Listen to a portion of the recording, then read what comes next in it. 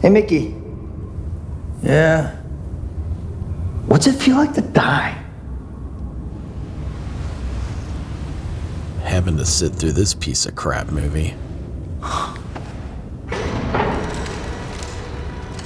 Flick-flops are unfiltered reviews of all of the movies we chose to view. We love some and other we've simply hated. You can find out by how much we rate it. This week we're diving into Mickey 17, the latest sci-fi offering from acclaimed director Bong Joon-ho. Starring Robert Pattinson in a dual role, this film explores the complexity of identity and survival on a distant planet. But does it live up to the hype of Bong's previous masterpieces? Or take a big dump on the screen? Find out in this episode of The Flick and the Flops. Do me a favor, Gary. Yeah. Refresh me on Bong Joon, his movies, if you can. I can give you two right off the top of my head. Yeah, do that, because I know the name, but I cannot. I'm drawing an absolute blank, and I can't place why. Recently, you've got Parasite that won. Oh, yeah, that won Oscar, didn't it? Yes. And Snowpiercer. Do you remember that movie? I think I saw that the train, and yes. They put people's arms out the window to punish them and freeze them off. Maybe. It's been a while since I've seen it. Spoiler. Could be. It could be. Spoiler. It's been a while since I've seen it. Yeah, then I've seen that. Yeah. And that was okay. That was all right. Yeah, I mean, I didn't see Parasite, so I can't speak to Parasite. I saw Parasite. I liked it a lot. Was it as good? Was it Oscar worthy? I don't know. I don't know. I mean, it's a good movie. Somebody thought so. Somebody did. Yeah, a few people voted that way, I guess. Yeah, they did. Hey, let me do Rotten Tomatoes on this one so we can get into this discussion. The critics have this thing at 77. Mickey 17 at 77, and the Popcornometer, which is the fans, have it at 73. So clearly, this film is doing well. I don't know if it's doing well in the box office, but it's well received. Let's put it that way. Yeah, I'm not sure, but I don't believe it's doing good at the box office. It's been out 2 weeks, maybe. That's how I feel about it. I haven't seen anything about it, but I also have not been very up to date lately. I'm not going to lie. I've been a little It's been a rough couple months. Been busy, yes. I know this. I'll say this. I remember when we did our end of year, looking forward to next year. I was really up on this. I thought this would be a really good film. Now you in since then have read the book, right? So you can actually do a comparison to the book and the movie. Do you want to go ahead and do our ratings, and then we'll get into the discussion of this thing? Yeah, let's go ahead. All right. A quick reminder that our rating system is unconventional. We don't hand out stars, we hand out poos and TPs, up to 5 of them. And just to add more confusion, the more we give, the crappier we think the film is. Crappier, get it? Yeah, it's dumb, but that's the way we do it. All right, well, so the novel is actually Edward Ashton's 2022 novel called Mickey 7. I don't know why there's a difference between Mickey 7 and Mickey 17. It didn't seem like the film really had a bunch more Mickeys that happened necessarily any more than what 7 would have been. So I don't know why they changed the name. Yeah. But I will say, having read that and then going into the movie, I think a lot of times this happens when you read a book, especially if the book is a decent book. Andy, I gave Mickey 17 4 TPs. Wow. Yeah. Not a fan. No. That's what I mean, if I read correctly the way our ratings work, that means you did not love this. That means it was crap. I had to think. So I did not read the book, and we can discuss that in a minute. I'll give you my rating, Gary, and this is for the second time in our history. Uh-oh. I tapped out. I did not finish this. Did you really? I went back 3 different times to try to finish this film, and I just kept going, I don't have to watch this. No one's making me watch this. So, and I know there's some people think that I should finish it, and I have no right to voice my opinion if I don't finish it. But I am, and I don't care. For me, I couldn't. Now, look, you know me. Sci-fi is really not my thing. Sure. But I was like, this movie looked good. but man, it just seemed to me like it was going. It wasn't going anywhere. Yeah, for me.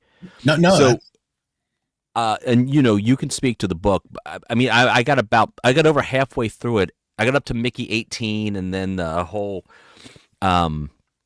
where, they tried to push. Is this a spoiler alert? No one's gonna watch this movie. I mean, look, somebody is, but I don't know who. But where they're trying to push the one dude into the furnace. Sure. That's where I was like, I don't even care. Like, just throw him in. I don't care. I'm not into this. I can't get into any of these characters, and I like Pattinson. I have a problem with that. This movie wasn't working for me at all. And I went back. I was like, well, maybe I'm a little tired. I'll go back and try to finish it. I found myself scrolling through my phone, and I was like, all right, turn the movie off. Third time I come back, I get up early on the weekend. I'm like, I'm gonna finish watching this movie, and I was like, Look, I'm out. Let me tell you something about the book. So, and I wanted to text you so bad, but I was like, I got to save it for the show. Yeah. Well, then let's just we will say you tap out. You don't need to give a rating. That is your rating, right? Tapping out means it's beyond 5. Yeah. Look, just to give you an idea about the book. Okay.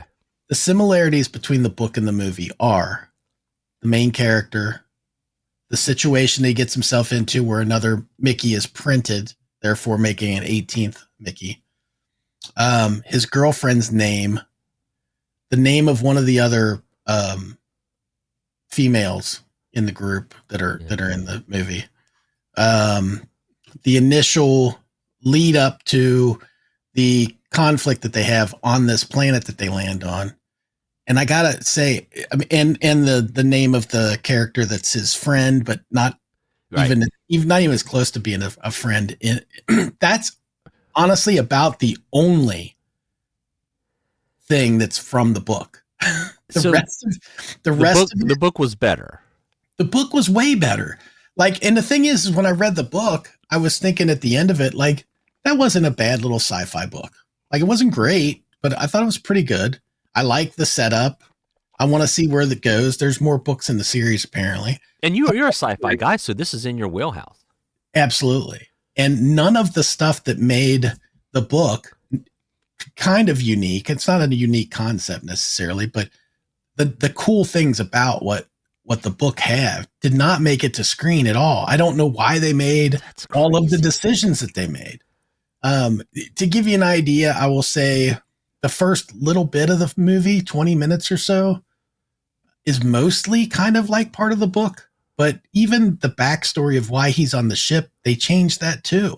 Like, it's just they changed things. So then you wonder, like, why? You read the book. Why did you change so much? I get you got to change some. I understand that, but why you drift so far away? If this book was that good that you felt the need to make it or purchase the rights. Yeah. And can I also say real quick, Ruffalo's character drove me up the wall. Oh, absolutely. It's terrible. And was that character in the book? That character was not what he is in the movie. Overacting, over the top. I'm like, I hate you as a person, as a character.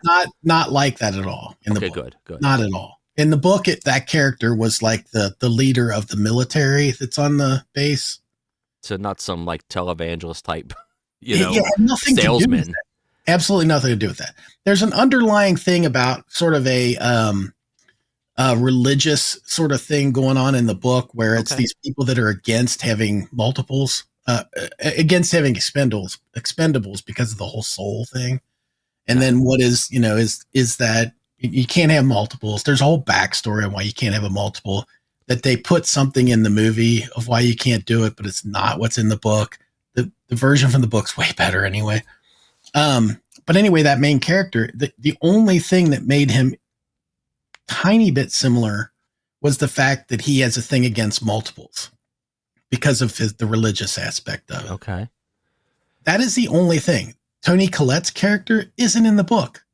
Don't know why that person existed. Don't know what the whole thing about the sauce. She had this big thing about making sauces in the movie. It made no sense, dude. None of that made sense. Okay, so you get why I struggled then. Yeah, and I forced myself through it, but I didn't want to. I mean, I was I watching. kept hoping I would see something along the lines of some multiplicity. Like, make this a little fun. Make it worthwhile. And it was so hard for me to watch this. The trailer made it seem like it was gonna be fun. Yeah, the way 17 plays it off about how he's gonna die and this, that, and the other thing. I was like, okay, he understands his lot in life, and it's fine. I get it, but it just, I don't know. I struggled. It's hard to watch. Past about the 20-25 minute mark, it is just hard to watch. It's a lot of things that just happen that you're just like who made this mess? I would be an Oscar-winning director. I mean, I hope Edward Ashton kind of was like, I'm, wiping my hands of this project. Please buy my books. I don't know. I don't know what was behind the decision making behind this, but dude, I mean, I guess I could have tapped out, but I guess reading the book, I just want to see. No, I get that. And they didn't even tie up the ending in the same way. The ending of the book is done way better. And there's just a lot of even some moral things that kind of work in and out of the story in the book that doesn't really come into play in the movie at all. Right. So I'm not surprised that this thing is not doing great. From what I understand, later this month, it's going to be on streaming already. Yeah. And that's never a good sign. I don't recommend seeing this movie. There's so many other better sci-fi movies to see. Yeah. And if you want to see multiplicity for the nth time, because that's a funny movie. And I know it's not sci-fi really, but it's way better with this concept than this. Watch movie. This instead of that. And if you like to read, I suggest don't see the movie and just read the book, because the book is much better. There you go. So, put us down. That's all I got, man. I mean, there's not really much need to go into it further than that. Yeah, like I said, I tapped out. I've said what I had to say about it. It just, I don't know. I struggled. Yeah. All right. Well, there you go, folks. Our recommendation is move on. You see something else. Yes. All right. Well, thanks everybody. Please like, comment, and subscribe. We've been getting some comments lately. It's been nice talking to some of you guys in the chat. So please keep that up. We enjoy it, and we'll catch you next time. Say bye, Andy. Goodbye. Andy and Gary are coming to you with a new movie they like to review. Whether they liked it or you will soon see by their rating amounts of poo or TP. They rate things different than other shows. The higher the amount, the more it blows. Flick flops are unfiltered reviews of all of the movies we chose to view. We love some and other we've simply hated. You can find out by how much we rate it.